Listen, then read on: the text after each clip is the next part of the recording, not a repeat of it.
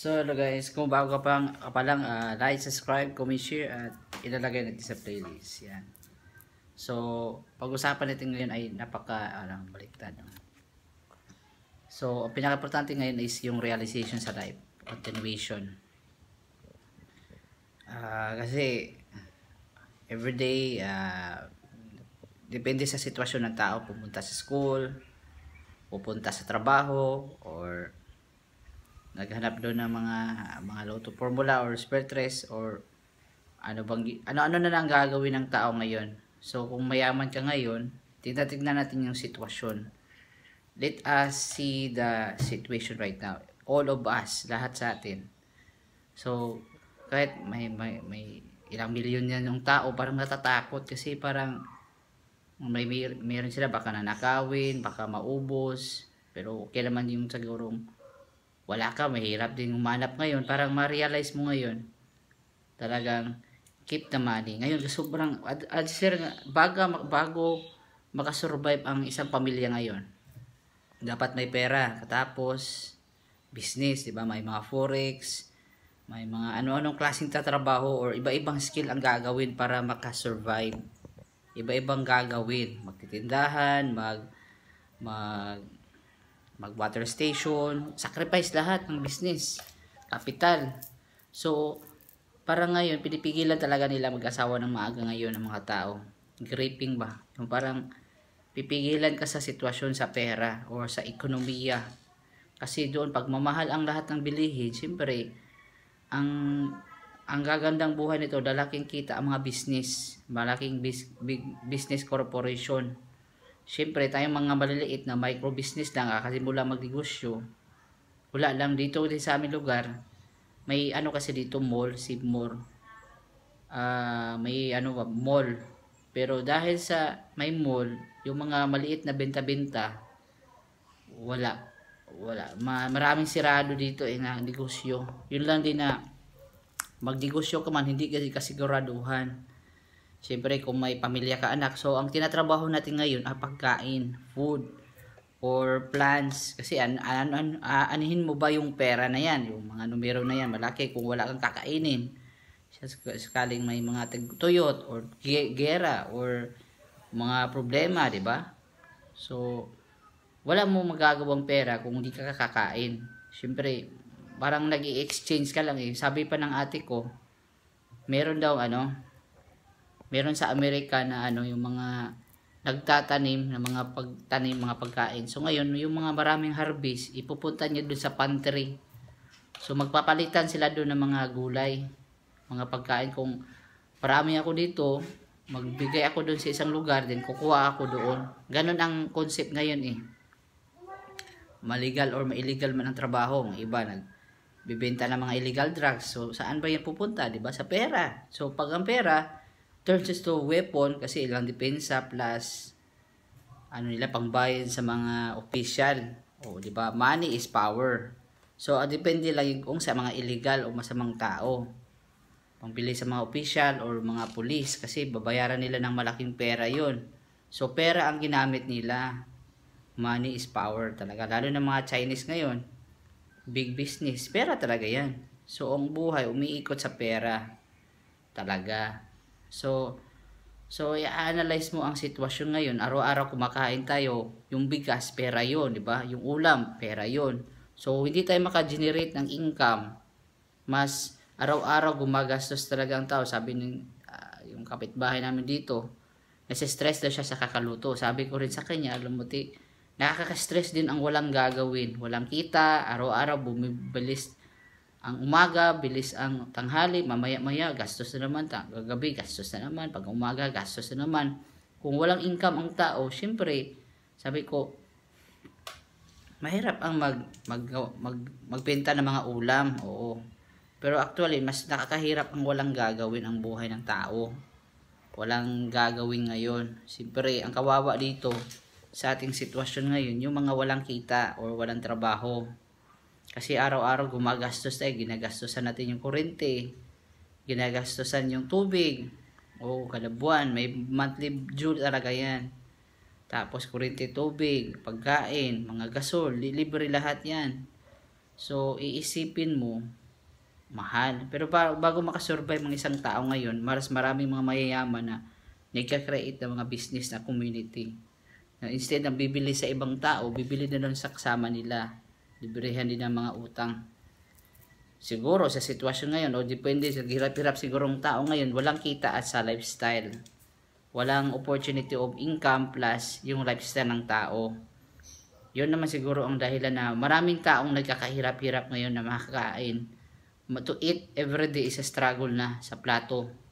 In our plate is very struggle to eat right now. Compare sa mga Roman Empire na magtrabaho lang sila ng isang trabaho, meron na silang bahay, may anak, may pamilya. Pwede sila makabili-bili ng mga damit doon, sila na naman gawa-gawa. Makakain pa rin sila. Tinapay, mga ganon. Magsisave pa sila ng tax. Ngayon, talagang ipit na ipit talaga ngayon. Kasi sa trabaho ngayon, maraming tao, maraming nag-aagawan sa competition sa resources. So, ang resources, pera, kaalaman, sa trabaho. Kasi, kunti eh. Yun ang dahilan ng iba, nag-a-abroad din. Nag-ano din ng opportunity ang government na mag-DH sa Middle East. Di din madali mag-helper doon or domestic helper. Yun lang din na to start a family right now, talagang struggling talaga yan. Pakinggan mo, ang iba tahimik lang yan kasi iyak na talaga yan. Di na kaya nila yung tiisin ang hirap at pagod.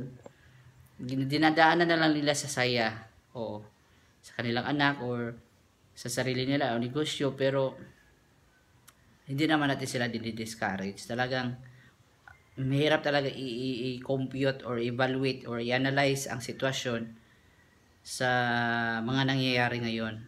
Iisipin mo parang maganda lang ang surroundings, pero ang pagkain to put in our table is very hard. Mahal ang bilihin, di ba? May biro mo, tangkong 170, talong 170 ang kilo, 120, 130. Isang kulay lang yun, ang sweldo. 300, 400 lang. Oh. Paano makakakasiyahin yan? Bigas, 60, 70 ang kilo. O ngayon, 2024. O, paano na lang yan? Taas ang bilihin. Diba? Sa kanya-kanyang mahal ang bilihin. Siyempre, mahal ang gasolina. Diyan kasi nagsimula kasi sa gasolina na yan. Plus, mga corrupt government noon. Alam mo na kung sino yan, mga tao na yan. Yung mga Aquino dati. Sila naman doon nagsisimula talagang bagsak sa Pilipinas. Doon talaga. Yung mga people power talaga. Hindi. It's just illusion. Yun ang mga, kung masasabi ng mga matatanda, yung mga historian talaga. Yun talaga. Maganda daw ang buhay ng mga Marcos noon. Mga Pilipino. Di kailangan mag-abroad, magtrabaho doon. Pero na-realize natin ngayon sa Duterte ngayon, mula ka Aquino 2010, 2016 ka Duterte at Bongbong Marcos 2022 to 2024, parang hindi naman daw nagbago ang sitwasyon, basta may kita lang daw ang tao. Sa likod natin yun lang din na posture kasi ngayon yan, marami kasi masakit ang ulo o baka sa posture ang likod. Yun talaga ang most common problem na iipit daw yan, mga sakit-sakit sa liig, sakit ang likod na iipit yan, yung pullback yun. Yun kasi ang kailangan eh. Ito yung sasabi ko. Share ko lang ha. Ito, ihihila mo siya. Yan. Dalawang kamay. Yan ang tawag na pullback. Yan Yan. Magbitay ka ba? Yung katawan mo naka-layla. Then ibubuhatin mo po siya. Yan ang tawag nun. Pullback.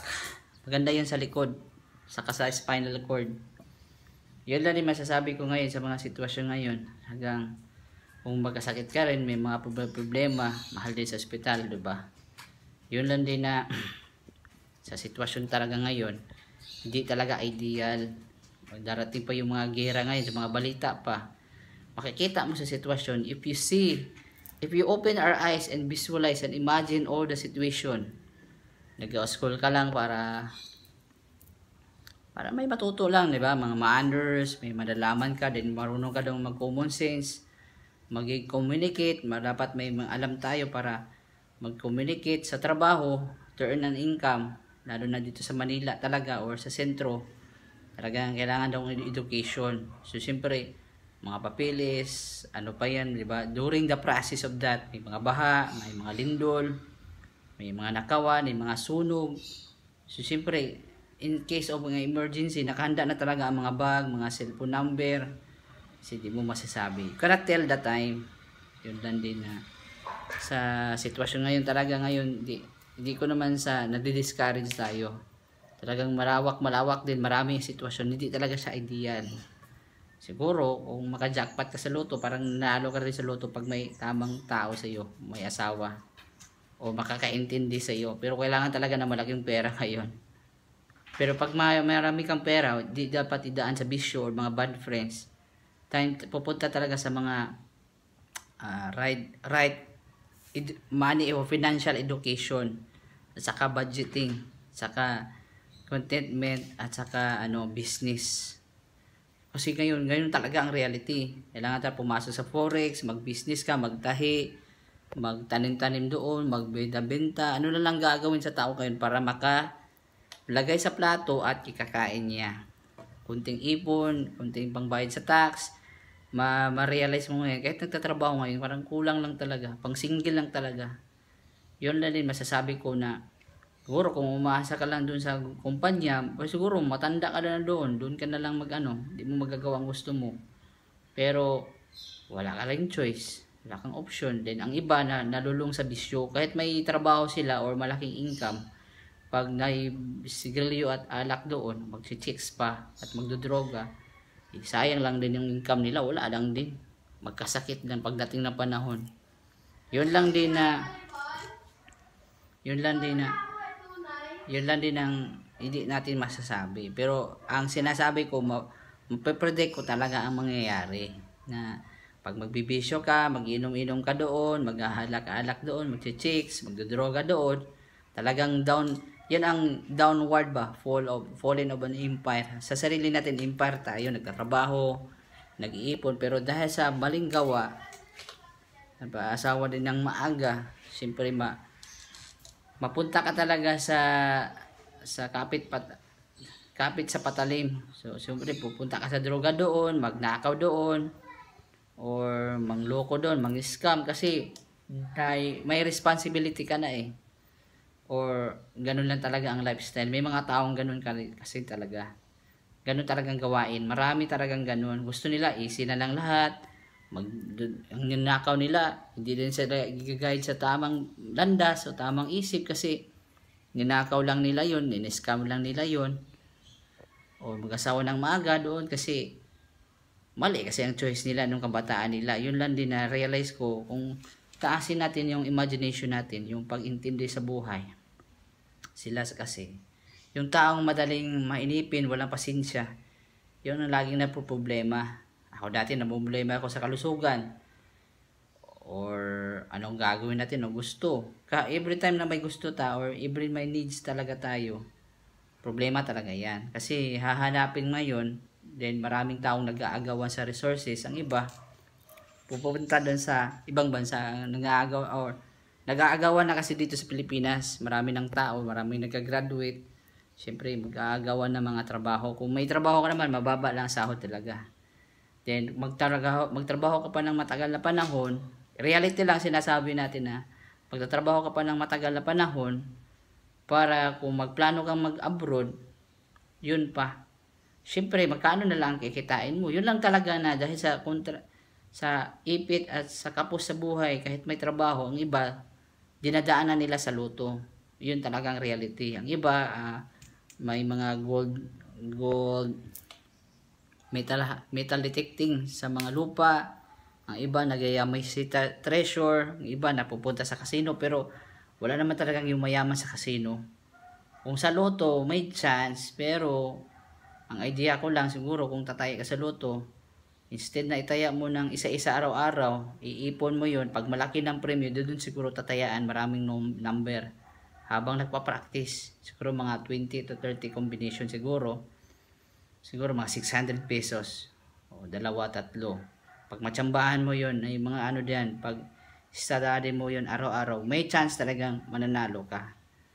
Yun lang din na ngayon ay March 19, Martes. Stress ngayon. Alas 4 na pala. So, yun lang din masasabi ko po na pag may pamilya ka na, mabuhay pamilya, anak, asawa ka na din, pag wala kang pera, doon kasi darating ang mga problema. Titigas ang ulo ng mga bata, maghanap ng kaliwa ang babae, kasi wala kang pera. Pera kasi hinahanap ngayon. Ang may kasabihan pa nga, gwapo ang lalaki na may pera. Kahit di maganda ang itsura. Yung, tignan mo ngayon mga babae. Siguro, depende siguro sa klase ng mga babae, pero titignan mo rin yung quality ng pag-iisip niya or sa gagawin niya. Kasi kung sugarol siya, addict siya, plus may mga bisyo siya, syempre kung mag-aanak kayo, mag-asawa kayo ng lalaki na yan, or babae na yan, syempre, di matinong utak, kung di, mali-mali ang desisyon. Yun din, hindi pa spiritual, hindi pa biblical, syempre, mahirap na. Yun lang din, mag-aaway kasi yung, yung malamundo at spiritual na mga tao magkakasama, mag-aaway talaga yan. Siya doon, magbabarkada doon, magkiinuman, ikaw hindi, di ba? Religious. Paano kayo magkakasundo doon? Nagsisigarilyo siya, ikaw hindi. O, paano kayo magkakasundo? Di siya, addict siya doon, maraming mga barkada doon, kahit sino-sinong lalaki o babae. Diyan ikaw, stick to one ka lang, loyal ka lang, di yun pag-ibig. Siguro, ang pag-ibig nila, iba-iba siguro, para na silang mga paboy doon, mga aso na unang kita, galaw agad, may nangyari agad. Di naman dapat ganun. Should not like that. We are human being, pero hindi natin maiwasan na may mga tao talagang masama ang gawain, masama ang ugali, or masama ang ginagawa talaga sa buhay. Don't expect. Sa thousand sa population, sa isang barangay, sa isang city, may mga tao talagang masasama ang ginagawa. Masama talaga, illegal.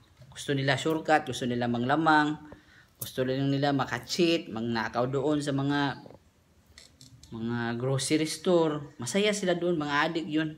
Alam na natin yung mga sa mga gawaan or mga ugali. Yun lang din na sa ngayon, sa mga panahon ngayon, talagang marami talagang tao na masama talagang ginagawa. Don't expect na lahat ng tao mababait, matitino, maganda doon, sexy doon, guwapo doon, pero hindi mo lahat ma-expect na lahat doon matitino. Mayroon ba iba doon na pogi ang itsura, pero adik pala yun, di ba? Mga pusher pala yun. Marami ngayon sa panahon ngayon doon na magaganda, maitsura, pero actually yun lang din mga gawain nila na marami sila doon mga ginagawa, parang masaya, maganda, saya-saya ka doon, nagiinuman sila doon, nagsisigarilyo. Ayaw ko ng ganun na buhay. Hindi pa nagsisimba, walang kinatakutang simbahan o religion or langit. Paano mo ma-expect noon? Tsura lang maganda, pero actually ang ginagawa sa buhay hindi maganda talaga. Yun din, pangit yun sa akin, ex yun. Hindi tayo tanggapin yung ganun. We cannot accept like that. Our life is like that, na parang tambay, tsura lang nung maganda lang, na nabighanay ka lang sa itsura, sa dagwa niya, forma lang niya. Forma lang naman yun, pero ang tao tatanda yan. Minsan umukha lang sa mga make-up. Yun lang din na marami talaga yan. Siguro sa 20 nga tao, siguro may mga 10 tao talagang masama ang ugali. Out of the mall, yung maraming mga tao dyan, may mga talagang mababait dyan, kunti lang, at saka marami ding masasama. Yung mga gawaing masama ba. Magnakaw doon, mga scammer, may mga addict doon, may palabisyo, marami talagang ganun na tao ngayon. Don't expect na kahit saang bansa ngayon o lugar na mix talaga yan, halo. Sa 100 na tao, siguro mga 55 siguro or 60% yan. Hindi lahat nakikita mo mababait, matitino or right person doon. Ang babait-bait, ang ganda ng mga gamit, ang galing magsalita, cool, di ba? Mabait, magaling wala kaibigan doon. Talagang makikita mo sa panahon ngayon talaga na there's lots of person like that, pretending, or kung hindi man sila totoo, as in ganun talaga sila, yung mga secretive ba. Yun din na nakakatakot din ngayon ang panahon ngayon. So very scary. Kasi dami ng mga masasama ngayon, marami na ngayong addict, daming nagbabakla ngayon. Basta masaya sila doon. Pero sa akin, hindi ko gusto ko na ang buhay ko ganun. Ganun na lang ng mga tao, sasama ko. Masama kasi yun. Then, may-expect ba tayo maging masaya ang buhay? Kung ganun ang buhay natin, ganun ang pinili natin, di ba? Ang choice ba? Hindi tayo nag-i-investigate doon. May iba doon lalaki, babae, kahit sino-sino lang doon, di ba? Yun lang din na kilatis ba, analytics ba? Sa pagkikita mo lang sa tao pa lang, makikita mo doon na pagsasalita niya, paggagalaw niya, makikita mo na siya. Ma-observe mo na. Yun lang din na ang sabi pa sa Bible, beauty is deceiving. Talagang totoo yan. Ako, di man ako pugi kasi alam ko namang hindi ako mayaman, hindi ako nang loko doon. May sakit tayo noon. Ganun talaga. Hindi pa tayo nagsa-search, di libre lahat. Everything in this world, nothing is call for free. So everything you have knowledge or understanding the Bible or the books, it's not really free. Even our time is not really free. So ito lang muna yung sa relasyon tayo. Subscribe, comment, share, love you, peace, love you all. Nag-upload tayo ng isang araw yung mga old video yun sa paghatid sa aming pinsan, si Ate Leah. Thank you po.